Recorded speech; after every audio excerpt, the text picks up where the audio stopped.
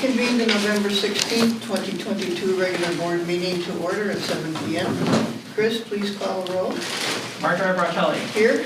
Karen Larson, absent. Jenny Norton. Here. Liz Sullivan. Here. Emily Swistad. Here. Lorna Turner. Here. Sarah Wynn. Here. Thank you. Agenda item 2 is opportunity for visitors to speak. Public comment is for the general public to address the board. Each person will have up to 5 minutes to provide comment. Do we have any comment this evening? From email? No. Great. Agenda item number 3. Acknowledge that President Bartelli and Trustee Sullivan reviewed the October billings in November, and that Treasurer Norton and Trustee Wynn will review the November billings in December. Agenda item 4 is consent agenda. Is there a trustee who wishes to pull something from the consent agenda? If not, may I have a motion and a second to approve the consent agenda? I move to approve the consent agenda. I second. Discussion? Any questions? Comments? Roll call, please. Liz Sullivan. Aye. Sarah Wynn. Aye. Jenny Norton. Aye. Emily Swistad. Aye. Lorna Turner. Aye. Marjorie Bartelli. Aye. Thank you. Agenda item 5 is unfinished business. 5A, capital improvement project monthly project status update. And Mark, would you please update the board? I can do that. So since last board meeting, only a couple of short weeks ago, we are officially reopened, as you I'm sure all know. Thankfully, a solution got sourced to the control panel fairly, I wasn't quick enough for everyone's liking, but fairly quickly. So that got installed basically the day after we found out that there was a part available. That part got installed. The library was set up the following day and opened the day after that. Temporary certificate of occupancy was given by the village, so everything was open and working. And then even right now, they're in the midst of demo of phase 2, so they're fully opening that space. The level 1 is to the lower level, we'll call it. That's completely gutted, essentially. They're working a little bit in the meeting room right now, and tomorrow morning they're taking out basically all the remaining parts of level 2. So they're well on their way of opening up that whole can of worms on that side. So it's good news there. At the same time they're doing that, they're still also going back into phase 1 to finish up all the random odds and ends. So things like door hardware. I was actually there today. They're putting in some of the door hardware as it becomes available from the manufacturers and as it delivers to site. So that work in phase 1 will continue on as being coordinated to minimize interruptions to staff work as well as to patrons as best as we can. That being the case, just so everyone's aware, that north canopy is still under construction as they're trying to work through different framing issues and things like that. So for instance, tomorrow they're going to be having some temporary protections up there so that they can still allow people to come in safely on one side of it. On the other side, other half of that canopy will be blocked off for construction work during part of the day. As you can imagine, it's a fairly large piece of concrete up there, the big patio, I'll call it. So we're able to split it down the middle and basically work both sides. So just be aware that there's still some logistics going on, but it's not prohibiting the library to operate, which is great. Any questions, anything anyone's seen over the past couple weeks? So I'll jump into the schedule. So Camosi did release an updated schedule. They're showing good completion between February and March right now, based on everything that they're looking at. We're trying to push to claw that back as best as we can at the moment. Once we get through demo and finish opening up whatever we need to open up on the one side, we'll have a better sense of what it's going to take to push them quicker. They want to be out as quick as possible anyways because they know that there isn't much benefit to them to staying longer. So we're trying to keep on the throttle. They're trying to keep on the throttle, and we just want to get that done as best as possible. We'll keep you all posted, but I am still showing it. This chart didn't actually update from last month. It showed it kind of finishing February-ish, whether it's February, end of February, early March, something around then is kind of what they're targeting right now, but we don't know quite yet.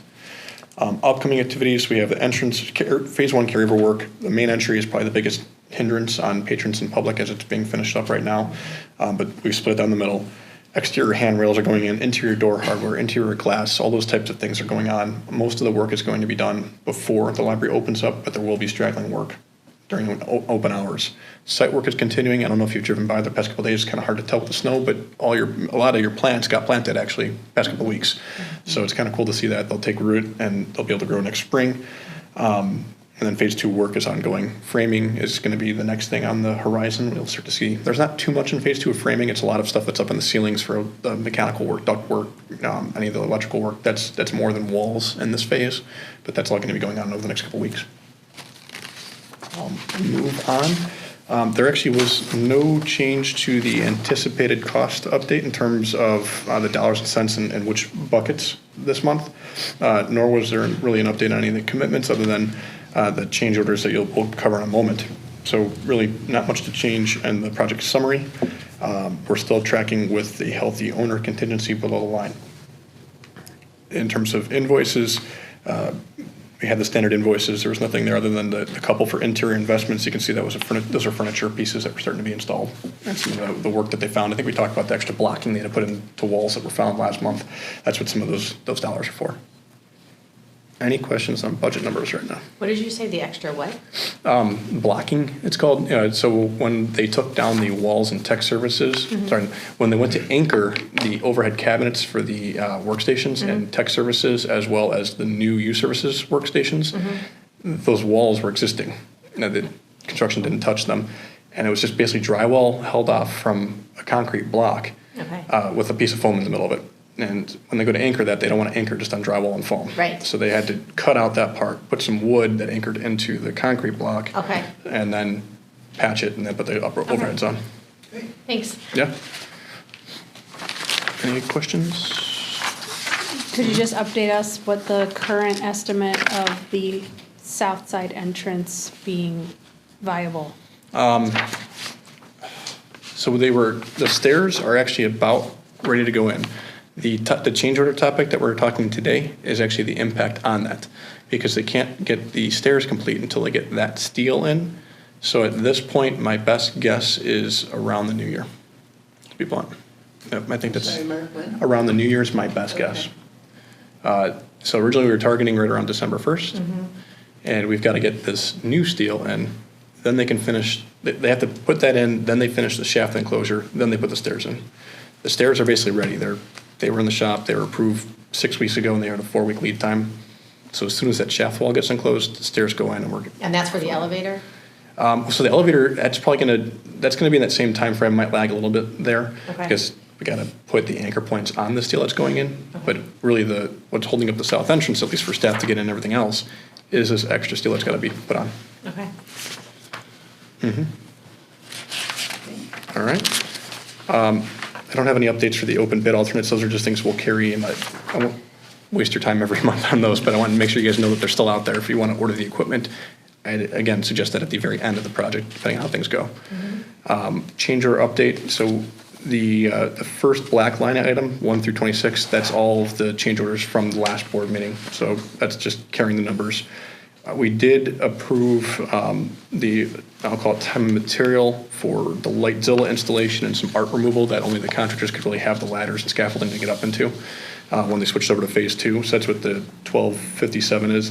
We need a final signature on that, but we've got that approved. Those are the only change orders right now that are ready, other than 30 that we'll talk about here in a moment. And then 29 is something electrical rough, that's being reviewed right now. Some changes to circuits and conduits and things like that, nothing major. So is it all right to go to the next agenda So item now? Do we need to make the motion before you discuss it, or? Why don't you read your? Well, I guess to close that, is there any discussion points on the regular item before jumping into the action so item? regarding change order number 30, right? We have a motion and a second. No, we don't have that yet. Okay. That's what we need to, but I mean, is that where we're at? Yep, unless there's any questions or discussion points outside of this change order. Okay, I'm going to make the motion. I move to approve Camosi change order number 30R for the sum of $21,311 for structural steel modifications with cost to be offset by a deductive design contract modification. I second. Wait a minute. Well, I think. I'll explain that. No, they did it right. I'll tell you why. Yeah, we're going to discuss that now. Yep. Yep. Oh, I said the wrong amount. No, you said the right amount. You said the right amount. Oh, Yes. Okay. Got it It's a reduced. lower amount. Got it for- than reduced what was further. in our agenda. Yeah. Yes. Okay. Okay. So this is all fast moving. Got it. What was found just before the board agenda went out was that In short, you know, the big steel discussions we had a few months back? Yeah. And everything went through with the shop drawings and all that stuff. The left steel was put on the right, to simplify it, the left steel was put on the right steel was put on the left. Installed in the shaft. They went over there and said, we got a problem. How do we solve this? So we basically went to the design team and said, what's the solution? What's the problem? How did this happen? And everything else. What was found out was that there was an issue with the drawings, the way the shop drawings were submitted, and the way it was on the design drawings. In short, someone flipped a north arrow on one of the drawings. It wasn't caught when it was coordinated. It was caught after it was installed. So that now means that they've got to go and make more steel, add it into the steel that they put on the wrong sides, and put it in place. Because that was not a betterment to the library, we are making sure that the library is not paying for that mistake. So what's happening here is there is a change order that has to go to Camosi because their contract has to change. That's the contractor.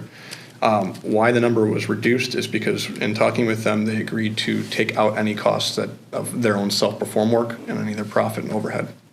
So they're not getting a profit overhead on this change. They're not also, there's about $2,500 or so. It was actually in the exhibit. Mm-hmm. There was a line at 2426. They're also going to be eating that cost themselves. The balance of the cost, the 21,100 plus the bond, that's why there's a difference. We do need to have someone pay for the bond cost. That is what is the revised number that's in your packet right now. We've come to an agreement with the architects and their subs. That's really where it wasn't so much the architects, it was their subs, structural engineers and things like that. They are going to be eating the rest of the cost.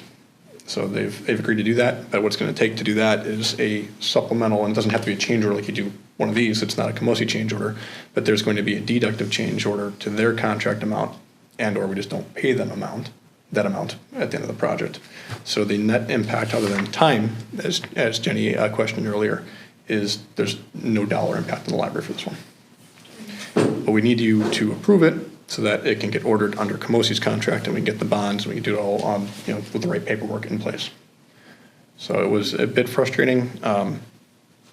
North arrow flipped around, but I will say to everyone's credit, this got on both the design side and the contractor side. Once it was found out what happened, everyone stepped up to the plate, and there was one phone call to Eric, who you guys saw at the last board meeting, and the next day, it was agreed upon that they are taking the cost on.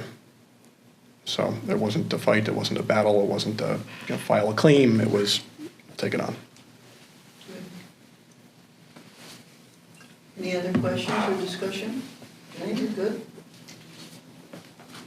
I just like to dummy it down a little bit for myself. So I have a toddler, so if I was kind of like really bringing it down, I mean, I don't think I want to bring it down that far. Then I have to talk in terms of like Bluey and Flippy and stuff.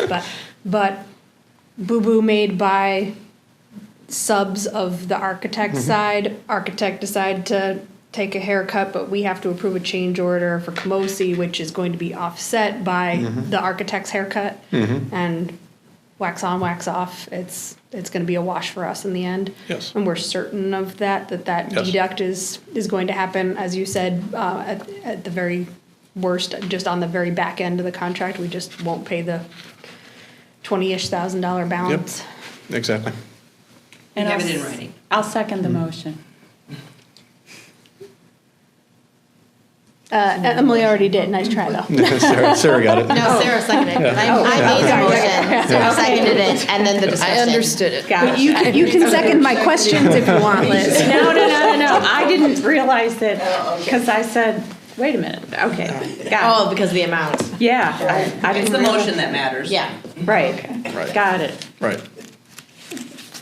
Yeah, and the reason why you guys didn't have it in your packet with the revised amount, we got that revised amount today from Camosi. And I guess So- kudos to Camosi for being willing to wipe out their own, sweat Yeah. equity on this. There is frustration from the whole team because we weren't part of it from the owner's rep side or the owner's side at all in terms of meetings, because they'll have meetings to coordinate things, but they were frustrated because literally they had a meeting with basically every party involved, the elevator consultant, the contractor, the elevator installer, the architect, the structural steel, and no one caught it at that point in time. So there was a little bit of a frustration level there that everyone saw it and didn't know it. until it was too late. But kudos to everyone for stepping up. So last time we'll do that?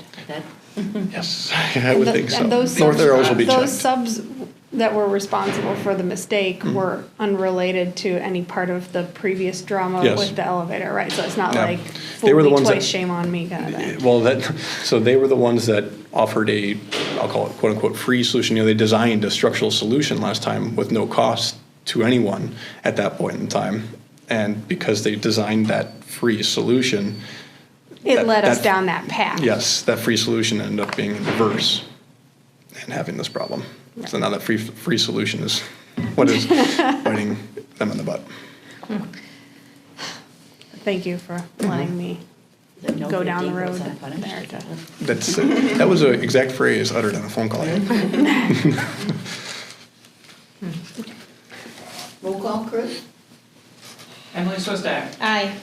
Sarah Wynn, Aye. Jenny Norton, Hi. Liz Sullivan, Aye. Lorna Turner, Aye. Marjorie Bartelli. Aye. Motion passes. Thank you, Mark. I'll be back this summer with further updates and more schedule information. All right, thank you. I'll get on the Thank website. you. Take care. Agenda, I'm sorry. After the committee reports, can we skip the staff reports and go Good luck with the wedding. We need it. 8, so we have. Okay, sure. Both sons that bring. Well, we can go right now if you like. Weddings at 6. Sure. I mean, they're no committee reports, so we can just breeze through it. Yeah, Okay. All All right. Big concern. Agenda item 6 is committee reports. 6A is finance. Any report? No. Thank you. 6B, personnel and policy. Nope. Thank you. 6C, physical plan. Karen's absent. 6D, advocacy and outreach. Not at this time. At this time, I'd like to ask if we may move to agenda item 8, new business concerning the annual audit, so we don't keep you. I appreciate it. Okay, we have Brad Porter here from Lauterbach and Amen to provide a summary of the annual audit. Board members may ask questions during and after the presentation. Thank you so much. Good evening, everybody. It's great to see all of you. My name is Brad Porter. I'm here on behalf of Lauterbach and Amen as the principal that oversees the library's financial statement audit process. Just here this evening to provide a very brief recap of the documents that we've issued at the conclusion of our fiscal year 2022 audit cycle. So thank you for the opportunity to be here. And before I go any further, I'd like to start by thanking the finance team and Director Weinstein for all of their work on the fiscal year 2022 audit. We certainly have appreciated our working relationship over the last few years. They always make sure that we have everything that we need when we walk in on day one, and that there are sound internal controls and safeguards over library funds. So they do a tremendous job at what they do.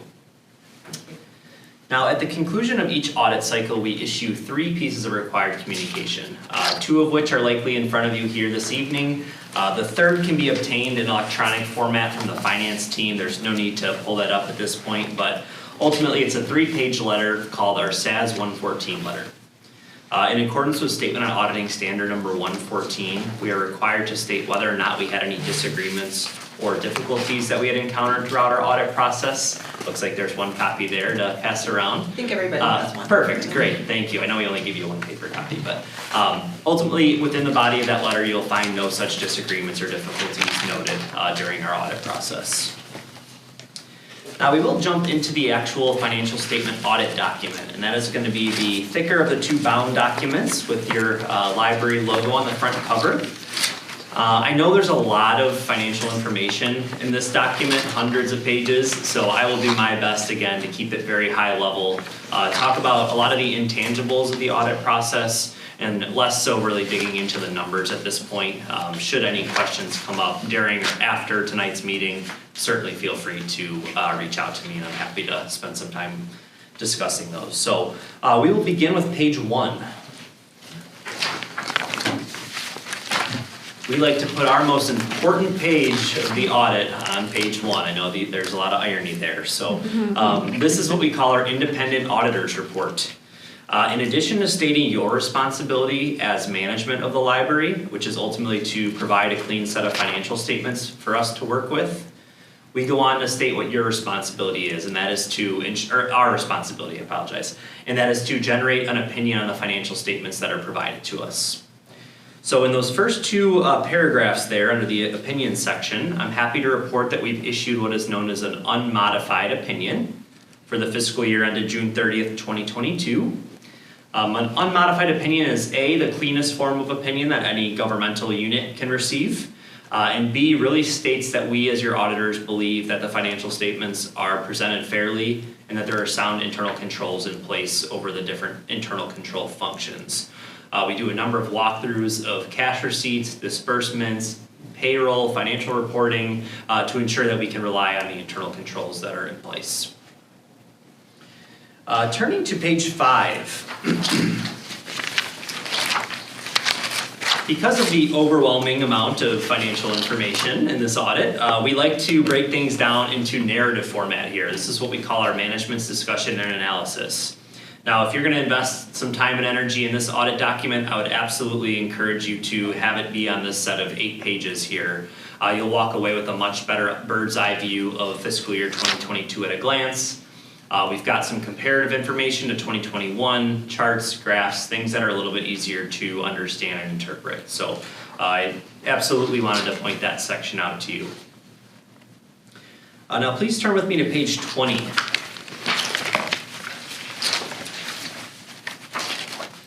On page 20, you'll find your statement of revenues, expenditures, and changes in fund balance. Now that is a fancy GASB term for your fund level income statement. So probably pretty, what you're rather accustomed to seeing your financials presented in this format where we've got general and special revenue funds. I'm going to point out the line item midway through the page called excess or deficiency of revenues over or under expenditures. Everybody see that? That is essentially, in layman's terms, your operating income for the fiscal year, or loss in certain situations, but I'll kind of get to that momentarily. So we first want to provide you with an operating income or loss for the fiscal year. Operating would be things that are routine in nature. You've got your property tax revenues, your replacement tax revenues, you've got your operating expenditures for your public library, capital outlay, etc. We then have some items that are noted down below that are kind of one-offs or non-operating in nature. So for fiscal year 2022, the general fund had a $183,000 operating increase for fiscal year 22. Following some non-operating activity, which was the issuance of debt, there's a premium on debt issuance, and then the transfer out to special reserve, we ended the year with about a just over $3.2 million in our accumulated fund balance in the general fund. Now on the special reserve side, you'll see we had about $1.82 million of capital outlay related expenditures, which Mark was his name, I believe, right? He had just given a very detailed recap of where a lot of those expenditures are coming from. We then had a $2.8 million increase from the general fund to help finance or fund those expenditures, resulting in a $4.9 million fund balance in our special reserve fund at fiscal year end. Any questions kind of on the numbers at that point? Great, I will move into our management letter, which is going to be the second bound document that we've distributed.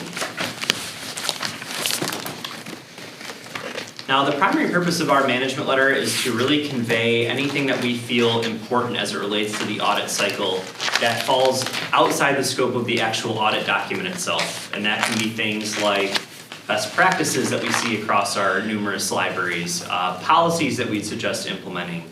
And that third kind of category is upcoming accounting pronouncements. So if you look through this letter, it is incredibly impressive, I will say. It's not often that we don't have management letter comments for our clients. The 2 comments that are contained within this management letter document are purely for transparency purposes only. They are in that third category of upcoming accounting pronouncements that could have an impact on the library's financial statements. So the one current recommendation was with regards to a statement called GASB 96. And that is going to change the way in which your subscription-based information technology arrangements are reported throughout your audit. And that is going to be things like database subscriptions and some of those items like those databases and a lot of the month-to-month or annual fees that you're paying for subscription-related expenditures. So there's no real implementation guide out on this by GASB just yet, so we're not necessarily certain as to how it could impact the library's financial statements at this point, but I'm expecting a very minimal, if any, impact on your organization as it relates to the fiscal year 2023 financial statements, which is when that statement goes into effect. The one prior recommendation was with regards to GASB 87 for leases. Ultimately, this year we took a look at any potential lease arrangement that existed out there for the library. That is things as small as copier leases and as large as, had you had any significant equipment leases or rental room rentals, things like that. And ultimately decided that there were no applicable leases that would apply under GASB 87. So you'll see that in the status paragraph there, it says this comment has been implemented and will not be repeated in the future. So we always provide a status update on those comments. But that concludes my coverage of the audit document. Again, an incredibly successful audit year, and can't appreciate the efforts of staff enough. I know they've been a pleasure to work with. So any questions? Yeah, do you do anything on a quarterly basis? Do you come in and look at things? No, it's typically, so our standard audit cycle would be year-end rolls around right at June 30th. We are coordinating the entrance conference planning process. We are coordinating our preliminary field work, where we'll come out and spend a day on site reviewing those internal control selections that I had previously mentioned. But that doesn't necessarily mean that we're not communicating at multiple points throughout the fiscal year. I know specifically with the library, we've had the opportunity to discuss policies that are going to be implemented. We've had miscellaneous emails, questions circulating back and forth. But from a testing standpoint, our process is typically focused on year end. Do you have any time restrictions as far as when you complete the audits? I come from the corporate world. Oh, awesome. And your year end, Yes. the auditors roll in right after January 1st, and usually everything has to be done within 6 weeks. So yes, it's everyone's funny working how late. they think the busy seasons align in the corporate world with our world, and they're so different. So each governmental unit has a 6-month deadline to get their final audit management letter submitted to the state comptroller. So certainly we're here in November, and the report will be submitted to the comptroller well in advance of the end of December filing deadline. And this may be a question for Tatiana. On the revenues, I was reading through it, and you talked about some revenues have been down, like late fees have gone away. Mm-hmm. So those revenues are down, but yet they're made up in the service fees that we're charging for the license. I don't know if they're made up, but yes, we're receiving some, yes. Okay, so I guess my understanding was, and that $8 fee, you can go to a lot of different places in our Secretary of State's office and you pay the same $8 fee. I thought it was a processing fee that we're paying to someone, a third party. That's not necessarily the case, or is part of it a processing fee that we pay to a third party? It is partially a processing fee, yes. So we keep some of the money, but some of the money goes to okay. Yes. Because I know you mentioned it in your in here about the offset. So I was curious as to how that actually works. Because my understanding, it seems like it's strange. Everyone has $8 no matter where you go. And I think it's different. I think some places charge 10. See, I've gone to the one out in Aurora Avenue. It's $8, third party. So I thought it was a standard $8, and that was the processing fee. It varies slightly. Okay. And I did want to point out, page 50 will give you a lot of budget to actual figures for your general fund. So if you're interested in kind of seeing how a certain line item performed in relation to budget, that's a great schedule for you. And I couldn't pick it up, but is our pension fund fully funded? Yes, Okay. that's a fantastic question. Yes. Yeah, a lot I of will point out that government footnote agencies as are well. not, but- So if you go to page 40, the library is in a fantastic funding percentage with the caveat of IMRF is measured on the calendar year basis. So you'll see December 31st, 2020, December 31st, 2021. Their actuarial evaluations are conducted on a calendar year basis. So IMRF had a fantastic year in terms of interest income and their investment earnings, which then pays dividends to all their members. So you had a $2.98 million net pension asset as of the end of, I say 12/31 because ultimately that's when it's measured, but it's a very volatile number. It can fluctuate like the wind outside, and you never really, all you can really do as an employer is to continue meeting your funding recommendations, so. Good, okay. But yeah, absolutely a healthy percentage, so. Any other More questions? I think. If we have any, we can work with you after the meeting and submit questions if we have questions afterwards. Absolutely. Happy to jump on a Zoom or a phone call or whatever it might be. Thank you, Brad. Thank you. I appreciate your time. Do we need a roll call for that? Yes. We didn't do a motion yet, did we? Yes, we did. We did? We did No? make a No, motion. No one did the No one motion. did. Oh, good memory. I We move did. to accept the annual library audit year ended June 30th, 2022. Second. Okay. Any more discussion? Smoke Yes or coming no? out of her. Thank you, everybody. Thank you. Take care. Thank you. I Thank you. appreciate it. Emily Swistak. Aye. Jenny Norton. Aye. Liz Sullivan. Aye. Lorna Turner. Aye. Sarah Wynn. Aye. Marjorie Bartelli. Aye. Thank you. Motion passed. We'll move back to agenda item 7. Staff reports, Director Weinstein. Okay, so as Mark mentioned, we reopened to the public on Friday, November 4th at 9:30 a.m. I had the pleasure to walk the first patron through the door, gave her a quick tour, and then the staff took the reins and gave everybody tours that wanted it, explained our new arrangements to everybody, helping patrons navigate the new aisles. Even though they're new aisles, they're temporary aisles, and we're explaining that to our patrons, because a lot of the patrons who walk through the doors are like, we love it this way, it's so beautiful, and we're like, it's gonna change again. But everybody's very grateful we opened. And I'm also gonna piggyback on some of the things Mark mentioned regarding temporary or unfinished areas in the building. We have a new main entrance. We're still waiting on exterior handrails. We've got some temporary rails up there now. We've got the 2 new study rooms built off of the lobby. They don't have the glass panes in them yet, and we don't have the glass panes on the doorway that separates the lobby from the services area. Yeah, I almost walked into it. But then I noticed the partition that's like in there in that Yes. temporary, I was like, oh, nope, that's not the way to go. Yeah, and that was planned. We wanted to put partitions up because we didn't want So thank kids you. jumping through. Well, I almost did it. So, waiting on the glass. We're waiting on some more technology in those rooms too. And as you mentioned, Lisle was installed, protected with some cardboard. So that's up. We're going to reveal that once we open up the space. We move the shelves around so we can have kids in the area, have a little more elbow room there. We're gonna have a plaque for all the donors. That too. Our HVAC, we are experiencing an airflow issue. It has been temporarily quelled. You'd hear this loud whooshing sound on the public floor, and they disconnected a couple of things that made it less loud, and we're gonna get more controls. That's the software part of things taken care of in the future, but that's to come. We now have a dedicated space for patrons to pick up their holds. It's in a little nook next to the circulation desk. Patrons have a sleeve wrapped around their item with their a couple of their initials on it and their barcode. So that's been working well. People like that option, and if you don't like that option, staff will come and walk you over and pick up your book for you.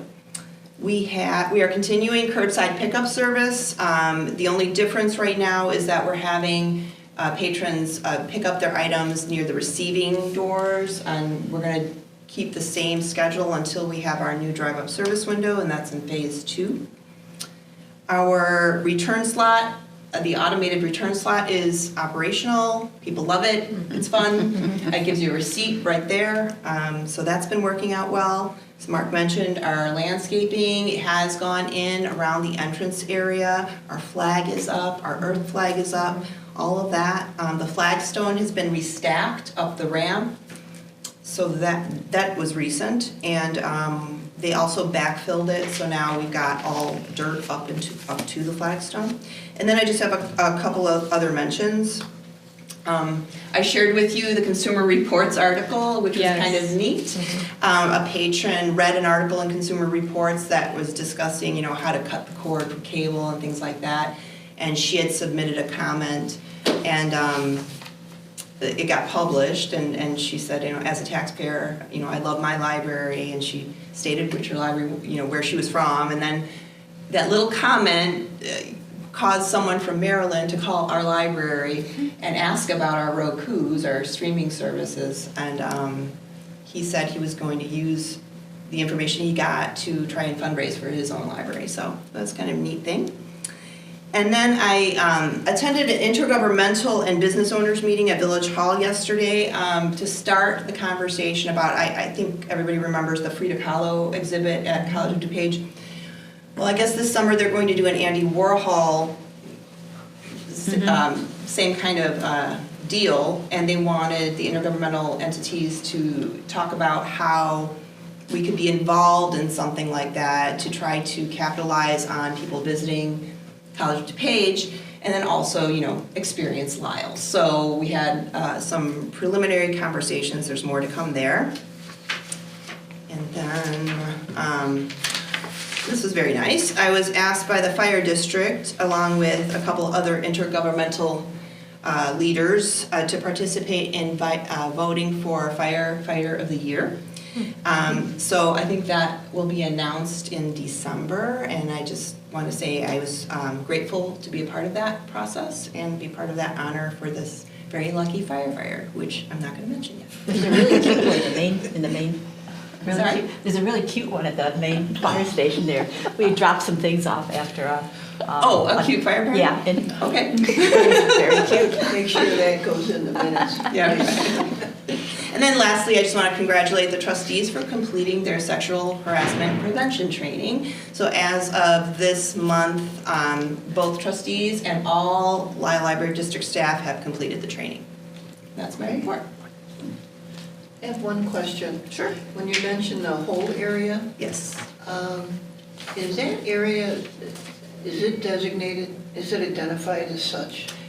Because happened to be in the library, and a couple of patrons came in and said they had a hold.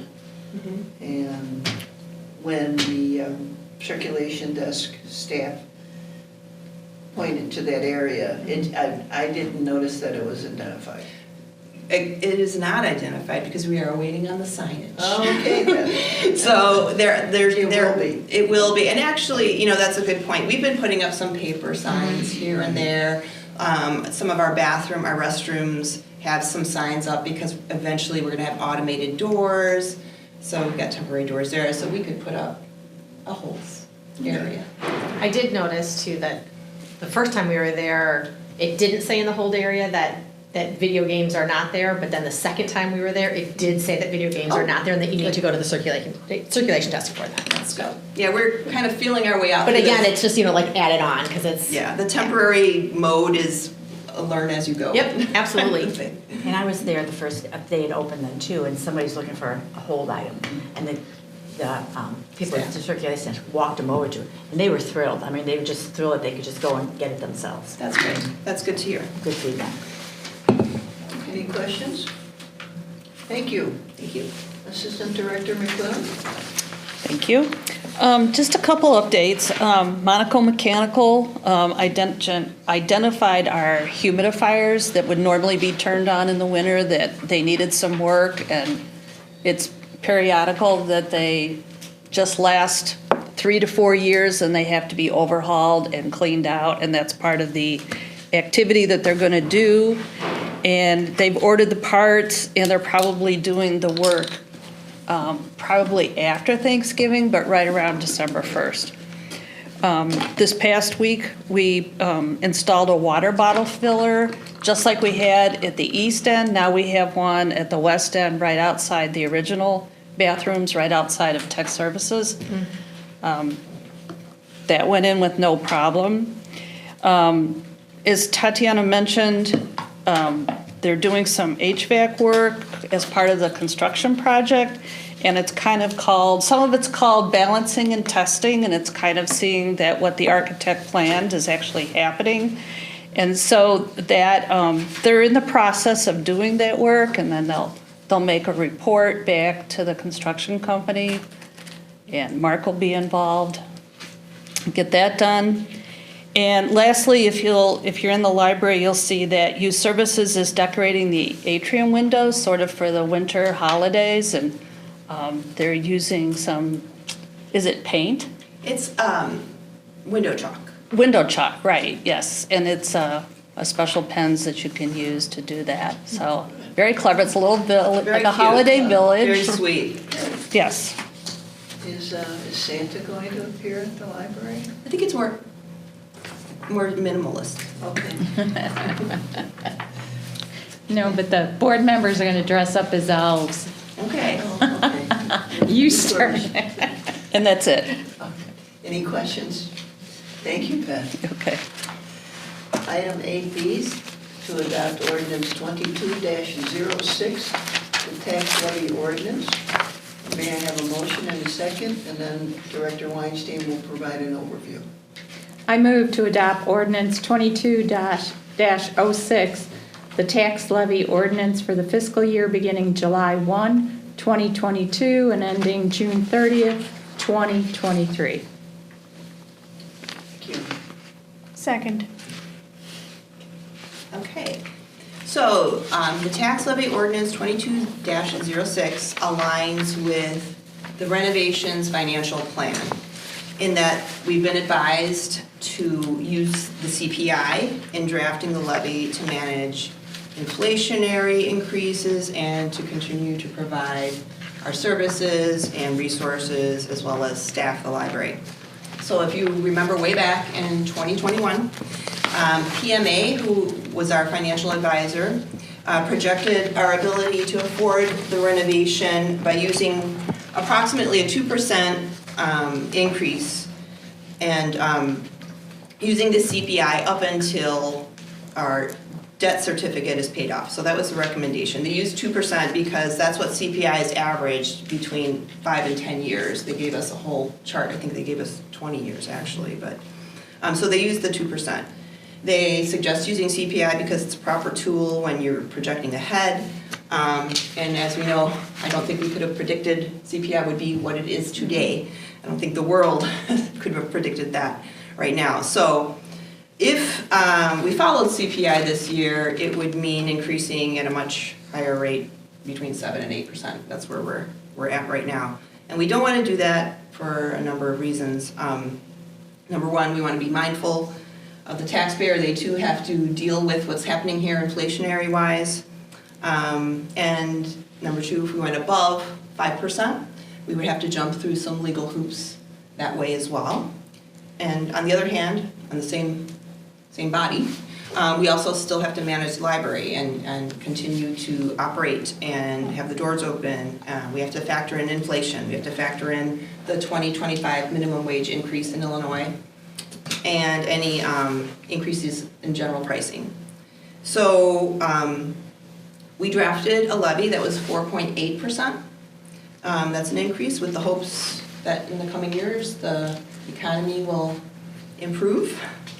But I think it merits mentioning that a lot of local taxing bodies actually increase their levy just under 5% every year.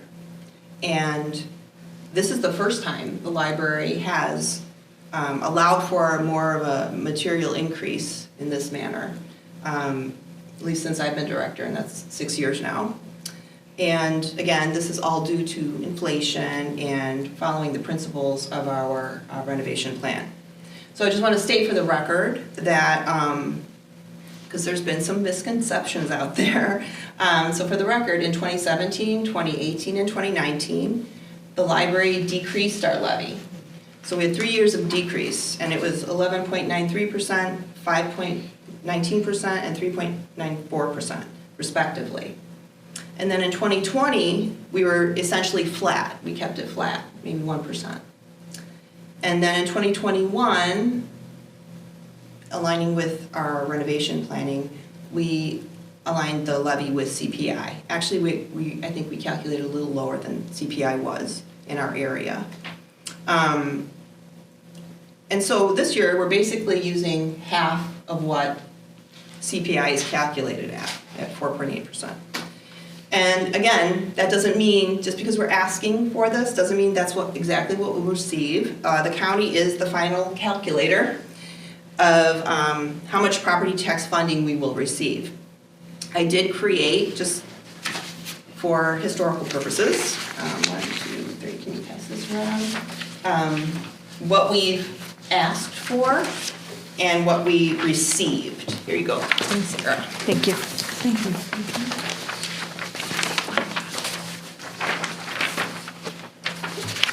So it goes from 2016 all the way up to this year, 2022. And so on the left is what we actually received, and on the right is what we requested. Very similar, very close. It's usually within a percentage. So you'll see that this year's request amount harkens back around to the 2017s. Actually, it's a little less than what we requested in 2017. So we're requesting funds that amount to similar funding needed 6 years ago, which I think is a feat, if you ask me. I'm not sure you can find that elsewhere, you know. So the funds generated here via this levy will be received in the first half of 2023. And if you look at the document, the actual levy document in the packet, just going over the formatting of it, you'll see that each line item within the draft shows the B&A amount beside the amount we intend to levy, left and right here. Now, Illinois law mandates that the levy cannot exceed the amount appropriated in the B&A, and we don't do that, of course. The board approved of the B&A in September. And so how we came to this number, it wasn't just let's cut the CPI in half, is that we wanted to stay below 5%, and what we used to keep the levy below 5% while making sure we can still pay our bills and fulfill our other financial obligations is that we used the approved working budget as our guide in calculating the levy. So basically tonight we're asking the board to approve a levy that basically matches the working budget that you approved in May of this year. The only line items in the levy that are slightly higher are utilities, because we anticipate there being higher utilities, and then the contracts categories, that's a little bit higher, and that's everything from technology contracts, licensing, HVAC, Sickage. oh yeah, yes, financial Accounting. outsourced technology and accounting.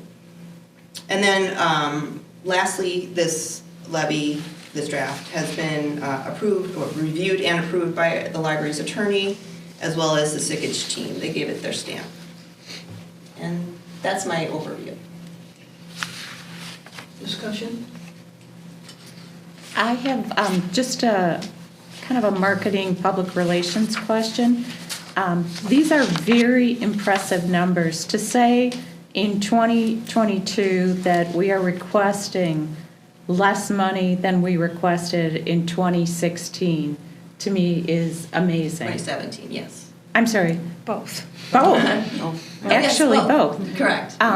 And I'm wondering if there isn't some way, subtly, maybe it's through a Facebook post or a Nextdoor post, to tell this story, because I think our constituents would be pleasantly surprised to know this, and I don't think that they know this today. So I'm wondering if there's some way to artfully and delicately let people know this. Well, we do have a financial page on the website. We could provide this information. I think it wouldn't hurt, because until I saw this in one little chart, I didn't realize it. So to me, that would be highly appropriate. How do the rest of the trustees feel about that on the financial page? I mean, putting it there on the website? I would say, would that then become a back and forth kind of a thing? Is it just host. Well, if it's on our website, there's no back and forth. Okay, And it's public information. okay, no, that's fine, I'm just questioning that, we don't want it to become something unwieldy. Fodder for somebody. Fodder for somebody. Are we in agreement with that? Yeah. Go forward, great, let's do that. Okay. Good suggestion, thank you. AOC team. Any other discussion, questions? In the Daily Herald, I think it was yesterday, that the Naperville Library is asking for something like 4.5% for this year. So we're right along with what they're doing now.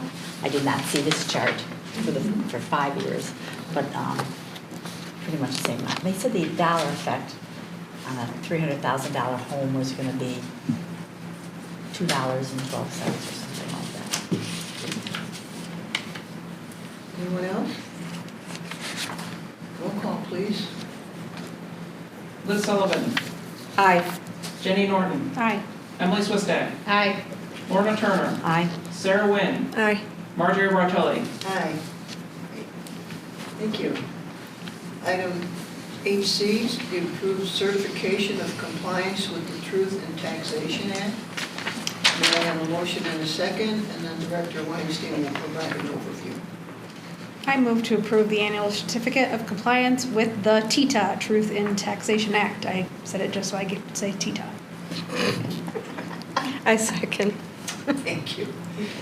This is fairly self-explanatory. It is the certificate of compliance with TITA that we are not levying over 5%, more than we levied last year. That is it. Jenny Norton, Aye.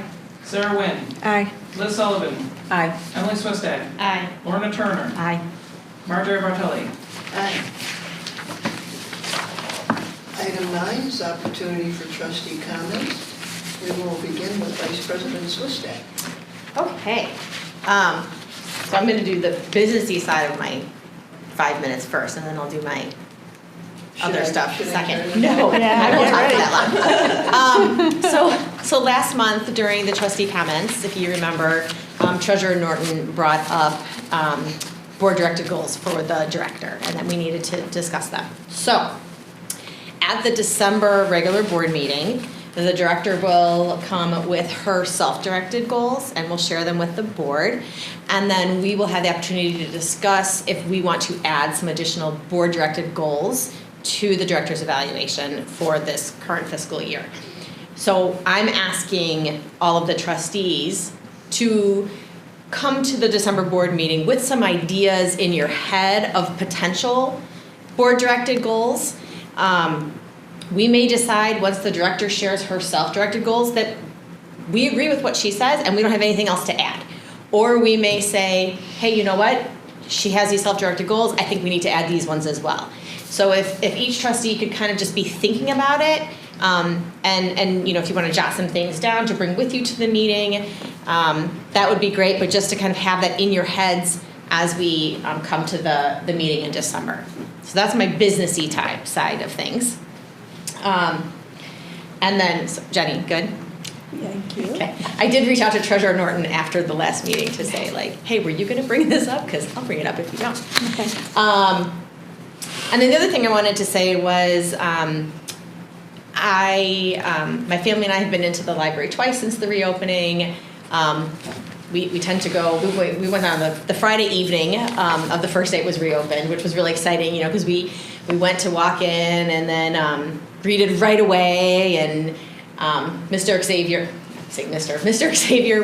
was there ready to give tours and show us where to go, and youth services was really helpful, and they had their scavenger hunt out for the kids to do, and 2 of my kids did it and they had a blast.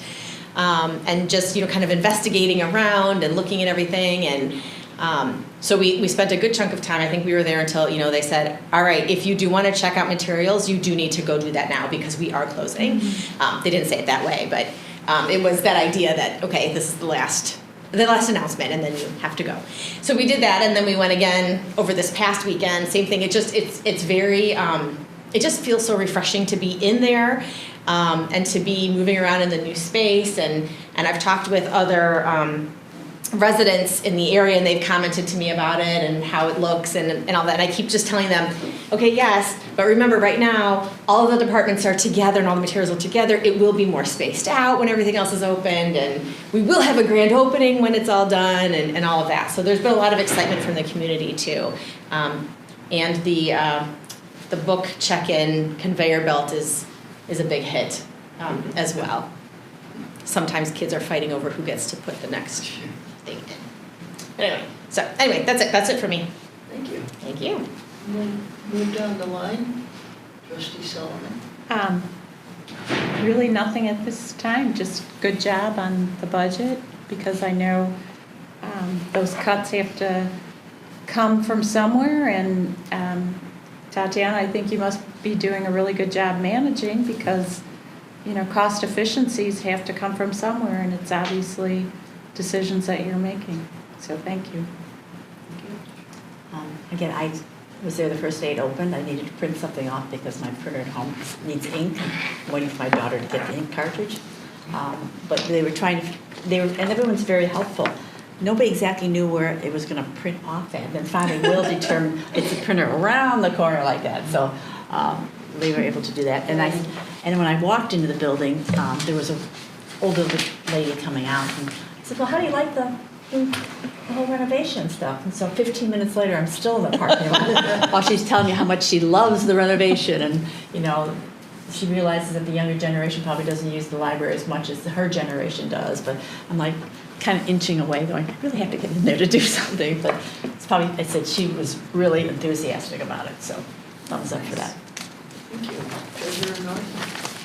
I should have written things down, so this might be scattered. You might want to get the timer out for me, but in no particular order, I want to share that I've had such an incredible wow feeling about stepping into the new entrance. There's something so inviting about it already, even still in its transforming way. If you just contrast it with the east entrance as it was, you're greeted by vending machines and restrooms and stairs first, right, and meeting rooms, as opposed to, you have this open expanse of places to go and people right in front of you to greet you. And then as you step into the now, newer West End, it feels like, and I may be wrong in my recollection, but with the shorter stacks, there's a lot more light that feels like it's coming in now into that area. It feels so much more open and airy, and it's the same structure from the exterior standpoint, but it seems bigger. It feels bigger now, which is great. And I found things in the youth services area that I know must have existed before. They don't look like they're brand new, but they feel new. There's something about the presentation and the new packaging of how things are structured that, as it's taking shape, it's really doing an amazing job of refurbishing, upcycling, if you will, the things that we already had, plus the brand new. I won't go on and on about the carpet again, but you know what I'm thinking. So all of that is fantastic. And then, the auditor within me is just singing for how amazing this audit report was. Brad said it, but he said it kind of quietly. The part of what the auditor wants to deliver is recommendations for improvement to help value add their service. And they were so threadbare for things to recommend that it really just says that they went to the bottom of the barrel for what the library could be doing better, and they really didn't have anything other than future pronouncements, which are probably not going to have any bearing because the library doesn't have any material leases because we own the land and the building, and that would be the main lease. And then the other one, technology, great, okay, fine, you'll see what you need to do and you'll do it. So really commendable. It's always been commendable. The things that they've had in past years have always been tiny things that the library adjusted immediately, and that was good. But really, to be doing this also during a renovation year, if you think about all of that, to really, and all of the dollars going in different buckets and, all of the compliance work along the way to have everything very neat and tidy, and the relationship with the auditor so good and solid. You have, and so I like this auditor, and I like that we've retained them over the years because there's a synergy between them. We trust their work and they trust us. So that's a wonderful thing. So really excited about that. And then just kind of bring it down from all the happy talk, right? I don't know anyone who's ever really pleased with a levy increase. And I'm like, yes, we're going with an increase from last year. I don't know those people. I don't know if I would like those people. But, this is where we're at, and the case is made that not only is it necessary, it's also prudent. We have been very fiscally responsible. We continue to be. We knew from the PMA analysis that it was going to be some form of cost of living increase in order for us to sustain a healthy budget going forward. So here we are. And then, as was said, the world that we're in today, you go to your grocery store and, you go to your gas station and you go to your utility bill, and everywhere you go, things cost more than they did. And so the fact that we are controlling the library's budget to the extent that we are in this environment is as good as it can be. So I appreciate Trustee Sullivan's comment about, well, what can we do to kind of package this so that people understand that we are being really responsible, and we are, if you take a look at where we've been before and where we are now, all things considered, we're really good. I agree with that 100%. I also think, like Vice President Swistak said a long time ago when she pointed out, hey, this other library on its receipt shows you, how much I saved from what I got today. Can we do that here? And we incorporated that. I think things along those lines are the right note to strike with people, to say, hey, you may not be stepping inside our doors every day to know how much value there is here and how responsible people are being with the funds in this institution. But if we can put more on that website to sort of put a spotlight on what we are doing in that regard, to say, here is a breakdown of how much you save in a year as a sort of standard patron, standard usage. This is what you would have spent on buying those books. This is what you would have spent on those other materials and subscriptions and all of that. Things along those lines. I fully support that, and I think that's the way to kind of bridge the gap between people thinking that we're not being very careful with the constituents that we have on the taxpayer side. So all good things, and I'm glad the turtles have survived the transition. I was a little worried for them. I really was. I have a cat. She gets really upset when we leave for a while, and she really punishes me when I come home from a trip. So I didn't know how the turtles were going to feel about the change, but I've checked on them, and I'm happy. I'm happy they've made it this far, so I'll stop there. Thank you. Too funny. Trustee Wynn. My kids, that was the number one thing. Where's Jack and Jill?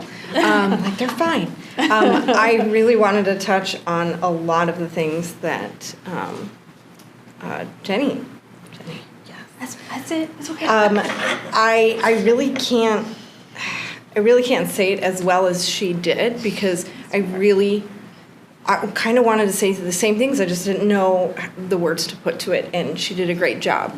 And also, to go with the levy is, yes, it's a small increase, but the expanse that the library is giving and going to be just open arms, as we always are, is immense compared to that raise in the levy. And I think once we get more people knowing about where we were and where we are now, and seeing the renovation going and completion and everything that we offer, I hope that it kind of, it settles people, and it's like, okay, well, you are getting more for your value, like what you're paying for. The value is just See, I can't even, I can't even like put a thought together. But I think, like, it's just, like she says, it's commendable. Everything that you've done, everything you guys have been doing. I'm so proud, like, to be a part of this and to see how amazing the library works. It's not just books. It is not just books, and it's just this well-oiled machine. And I'm just happy to be a part of it, and you guys do an amazing job. And, you know, the renovation's looking great. And, yeah, the entrance, that expanse is just, you're like, welcome. And it just feels so good. So, but yeah, I can't say anything else.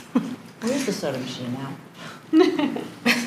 Where'd you put the soda machine? It's in storage. I've never bought anything there, but. We will have vending eventually. It'll be in phase 2. Thank you.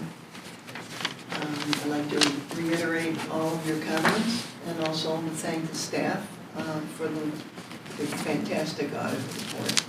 Really good job. Thank you very much.